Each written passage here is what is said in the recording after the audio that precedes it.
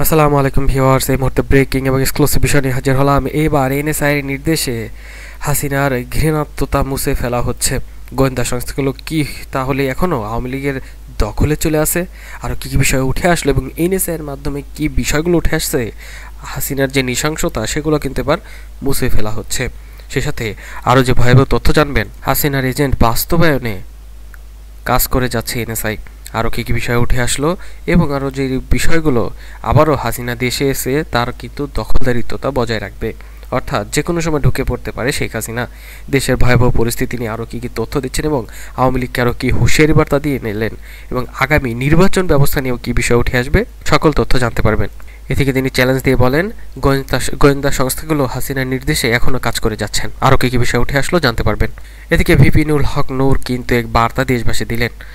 তিনি এবার স্পষ্ট করে বললেন, ঐক্য সংস্কার নির্বাচন শীর্ষ সংলাপে এক বার্তা তিনি দেশবাসীকে দেন। তিনি বলেন, আমলাতন্ত্রের সংস্কার ছাড়া, জবাবদিহিতা ছাড়া নির্বাচন দেওয়াটাও বোকামি হবে।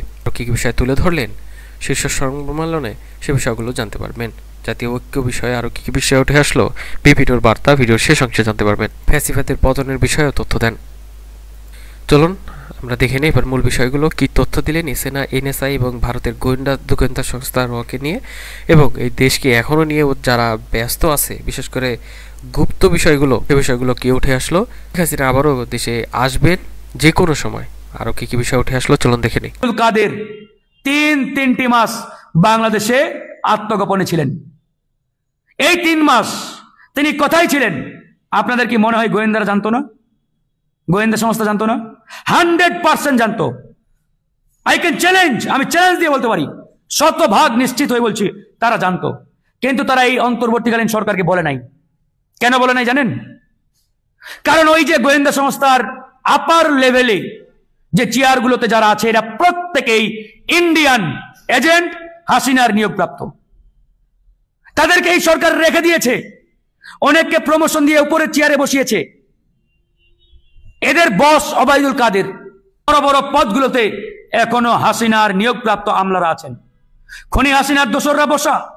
এই সরকার তাদেরকে প্রমোশন দিয়ে বড় বড় চেয়ারে বসাচ্ছে, আরো বড় বড় জায়গা দিচ্ছে। আর এরা গভীর রাতে হাসিনার এজেন্ডা বাস্তবায়নে তারা কাজ করে যাচ্ছে, একবারে প্রকাশ্যে। শুধু ঢাকা বিশ্ববিদ্যালয় নয়, সারা বাংলাদেশে এরকম শত শত তথ্য আমাদের কাছে ডেইলি আসছে যে ভাই অমুক জায়গায় গ্রাফিতিগুলো মুছে দিয়েছে, অমুক জায়গায় গ্রাফিতিগুলোর উপরে জয় বাংলা স্লোগান তারা লিখছে। এরকম নানান জায়গায় আমরা এরকম নানান তথ্য খবর আমরা পাচ্ছি প্রতিনিয়ত। এই যে কাজগুলো হচ্ছে, এগুলো পরিকল্পিতভাবে হাসিনার দোসররা এই কাজগুলো করছে। সে আওয়ামী লীগের বাইরে অন্য কিছু চিন্তা করতে পারে না। আমাদের জুলাই আগস্ট বিপ্লবের যে গ্রাফিতি, এই গ্রাফিতিগুলো মুছে ফেলার একটি মহাপরিকল্পনা বাস্তবায়ন শুরু হয়েছে। আপনারা ইতিমধ্যেই দেখেছেন যে গতকাল গভীর রাতে ঢাকা বিশ্ববিদ্যালয়ের রাজু ভাস্কর্যের পিছনে ইতিহাসের নিকৃষ্টতম স্বৈরাচার খুনি হাসিনার যে একটি গ্রাফিতি, সেই গ্রাফিতিতে জনগণ থুতু মেরেছে, জুতার মালা পরিয়ে দিয়েছিল গত 5 আগস্ট। সেই গ্রাফিতি আমরা খোঁজ নিয়ে জানতে পারলাম এনএসআই এর নির্দেশে ঢাকা বিশ্ববিদ্যালয়ের প্রক্টর এবং ঢাকা বিশ্ববিদ্যালয়ের প্রশাসন সেটি মুছে ফেলে দিয়েছে। তাদের যুক্তি, তাদের কথা, এটি নাকি এনএসআই এর নির্দেশেই তারা করেছে। এখন আমাদের প্রশ্ন, এই যে এনএসআই, তারা যদি আমাদের এই শহীদদের আত্মত্যাগ এবং শহীদদের স্মৃতি, জুলাই আগস্টের এই স্মৃতি মুছে ফেলতে চায়, তাহলে তারা কার এজেন্ডা বাস্তবায়নে এই কাজগুলো শুরু করেছে?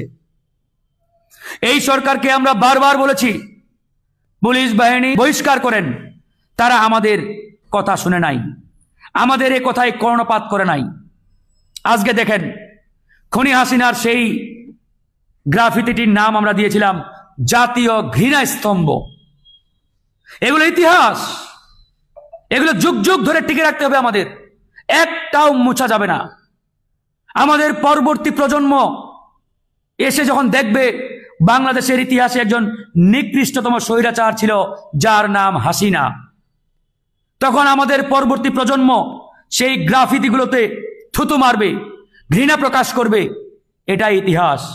কিন্তু তা না করে আমরা দেখতে পাচ্ছি কে বা কারা কাদের ইন্ধনে গভীর রাতে এই গ্রাফিতিগুলো মুছে দেওয়ার চেষ্টা করা হচ্ছে। এই যে আমি যদি একটু দেখাই আপনাদের, একবারেই ক্লিয়ার হয়ে যাবেন তাদের উদ্দেশ্যটা কি। সাথে জড়িত বা এই কাজগুলো করেছে এদের প্রত্যেককে শাস্তির আওতায় নিয়ে আসতে হবে, একবারেই পরিষ্কার কথা। এর বাইরে ভিন্ন কোনো কথা, ভিন্ন কোনো বক্তব্য আমরা আশা করি না। এর বাইরে সরকার যদি অন্য কিছু করার চেষ্টা করে মনে করে, তাহলে আমাদের জায়গা থেকে আমরাও চূড়ান্ত সিদ্ধান্ত নিতে বাধ্য। এদিকে বিপিনুল হক নূর কিন্তু তথ্য দিলেন, কি তথ্য দিলেন সংস্কার বিষয়ে, ঐক্যের বিষয়ে এবং শীর্ষক নির্বাচন থেকে কি শীর্ষক নির্বাচন যেটা হবে সে বিষয়গুলো কি তথ্য দিলেন। 2024-এ ব্যাপক তথ্য দিচ্ছেন, চলুন দেখে নিই বিপিনুল হক নূর কি তথ্য দিলেন। জুলাই বিপ্লবের পরে গোটা দেশের মানুষের মাঝেই রাষ্ট্র সংস্কার কিংবা রাষ্ট্রের পুনর্গঠন, রাষ্ট্রের মেরামত, এই বিষয়ে একটা ব্যাপক আলোচনা তৈরি হয়েছে এবং আকাঙ্ক্ষাও তৈরি হয়েছে। স্বাভাবিকভাবে এই সংস্কারগুলো করার জন্য বিশেষ করে আন্দোলনের অংশীজন থেকে শুরু করে বিভিন্ন স্টেক হোল্ডার, তাদের একটা ঐক্যমত্য প্রয়োজন। জুলাই বিপ্লবে যেভাবে ফ্যাসিবাদের পতনে সবাই একেবারে ঐক্যবদ্ধ হয়েছিল, কিংবা সবাই যেভাবে ইংরেজিতে বলে যে we are on the same page, যে একই বিন্দুতে ছিলাম, কিন্তু 5ই আগস্টের পরে বিশেষ করে সরকার গঠনের পর কিন্তু কিছুটা হলেও নানান কারণে আস্তে আস্তে একটু বিভক্তি স্পষ্ট হচ্ছে। এটা সত্য। এটা যতই আমরা পজিটিভ বলি, তারপর এটা একটা বাস্তবতা যে ঐক্য এবং সংস্কারের প্রশ্নে কিন্তু কিছুটা বিভাজন লক্ষ্য করা যাচ্ছে, যার ফলে হয়তো এই আলোচনাগুলোর প্রাসঙ্গিকতা আরো ব্যাপক মাত্রায় তৈরি হয়েছে এবং আজকের এই আলোচনা সেটার একটা ভিন্ন মাত্রা যোগ করেছে, যে এখানে একেবারেই গুরুত্বপূর্ণ সেক্টরের বিভিন্ন অংশীজনরা ছিলেন, তাদের মতামত দিয়েছেন। জুলাই বিপ্লব আমরা বলি 36 দিনের কথা, মানে হয়তো আমরা হেডলাইন হিসেবে ইউজ করি, কিন্তু এটা ভুলে গেলে চলবে না যে আসলে জুলাইটা হঠাৎ করে চলে আসে নাই। দীর্ঘ এই 1.5 দশকের ধারাবাহিক সংগ্রামের একটা চূড়ান্ত পরিণতি ছিল এই জুলাইয়ের গণ অভ্যুত্থান এবং 5ই আগস্ট ফ্যাসিবাদের পতন। তো কি হচ্ছে পরিণতিটা, তো স্বাভাবিকভাবেই 5 তারিখের যদি এরকম একটা পরিবর্তিত পরিস্থিতি না হতো, আমরা এখানে তো আসতে পারতাম না, বসতে পারতাম না, আলোচনাও করতে পারতাম না। যেটা বিএনপির মহাসচিব বলছিলেন যে আমার এখানে একটা প্রোগ্রাম ছিল, বিএনপির মহাসচিব হিসেবে না, কৃষিবিদদের একটা প্রোগ্রাম, সমস্ত কিছু আয়োজন ছিল, কিন্তু তার সেই প্রোগ্রামও এখানে করার জন্য অনুমতি দেওয়া হয় নাই। তো আজকে এই পট পরিবর্তন না হলে আমাদের অনেকে অলরেডি তো জেলে চলে গিয়েছিলাম। আমরা 19শে জুলাই আমি গ্রেপ্তার হয়েছিলাম, এখানে জহিরুদ্দিন স্বপন ভাই আছেন, আরো অনেকে আছেন, সকালবেলা ছিলেন যারা জামাতের সেক্রেটারি জেনারেল, উনি বক্তব্য রেখেছেন, ওনারা জেলেই ছিলেন। কাজে আমাদের হয়তো কয়েক বছর অন্তত জেলেই পচে মানে দিন শেষ করতে হতো। এভাবেই জেলেই থাকতে হতো বলে বার্তা দেন কিন্তু বিপিনুর। তাহলে বুঝতে পারলেন যদি সরকার পতন না হতো তাহলে কি হতো তাদের।